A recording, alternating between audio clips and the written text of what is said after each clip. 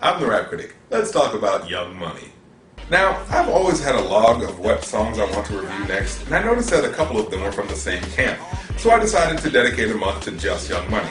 Now, for those who don't know, before Young Money, the original record label that Lil Wayne was on was called Cash Money, and with their platinum logo, it was quickly made clear that their main goal was just to make timeless, masterful pieces of art to be analyzed and appreciated throughout the ages. Okay, not really. But at least they were upfront on what they were about. Cash and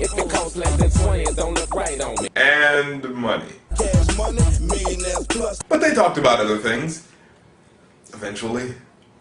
But yeah, the label was started by Brian and Ronald Williams, two brothers who wanted to make their way out of the hood by expressing themselves through rap music and promoting other artists. And you know what? There's nothing inherently wrong with that in and of itself. The only problem was that the rappers they promoted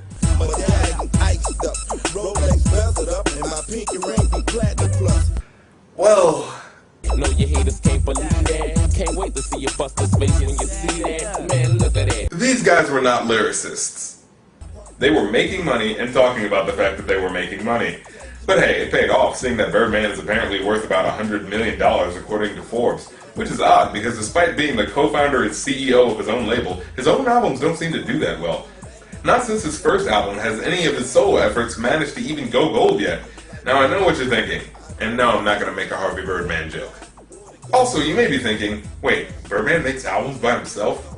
And yeah, he does. But whenever you hear his songs, they always end up just sounding like singles that they forgot to put on Lil Wayne's album. Wanna know why?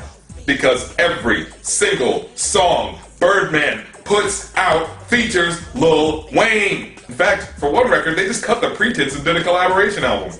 But hey, can you blame them? During the early 2000s, a majority of Cash Money's marketable artists jumped ship due to money management issues, and pretty much the only guy left in Birdman's corner was his adopted son Lil Wayne. In the wake of this shattered empire and two albums that for some reason didn't chart as high as his first, Wayne released The Carter, the breakthrough album that would bring Cash Money back on top, and put Lil Wayne in high demand with the hit single Go DJ, his highest charting single at the time. Well, at least until... But anyway, the album did so well, Lil Wayne got ambitious and decided to start his own little record label the next year called Young Money Entertainment, an imprint under Cash Money Records. Since its inception though, the only real artist to put out anything under the label was pretty much Lil Wayne, and personally I felt like he was doing it just to say he could do it. That is until Tiger came along and, well, he didn't really do that well. No introduction? Did you call your album that because it didn't need one, or because you didn't get one? I'm sorry, that was mean. But anyway, by 2009, the label had finally gathered up a roster of artists to get their turn, right after Drake's EP. Then the rest of the group would get their time to shine, right? Well, it didn't really work that way either. After the We Are Young Money album, the albums released from Young Money were as follows: Lil Wayne, Drake, Nicki Minaj, Lil Wayne, and Lil Wayne. How many people are in this group? Like 15? You mean to tell me that only 3 of these guys had something to say in the last 3 years? Where are the rest of them? What, were they just album art? Where are they? Who is T-Streets? Who is Lil Chucky? And why is it that only half of the group was actually featured in the 3 singles that they released? I mean, say what you will about the Wu-Tang Clan, but at least all of them at one point or another were given FaceTime for their own verses in their music videos. Also, don't say what you will about the Wu-Tang Clan. Speak an unkind word and you will get slapped. But anyways, the question remains, does this new generation of rappers on Cash Money live up to the... Well, there's really not a lot to live up to. But will these young gunners lyrically surpass their predecessors, or do they just play follow the leader?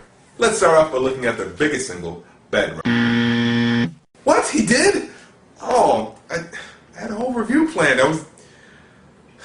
well, there goes that 28 hours of writing. See you next week. I hear it all the time, LB ain't on the same shit. So innovative, y'all the next best thing since whatever. I just laugh with it, cause today's fan is tomorrow's rap critic.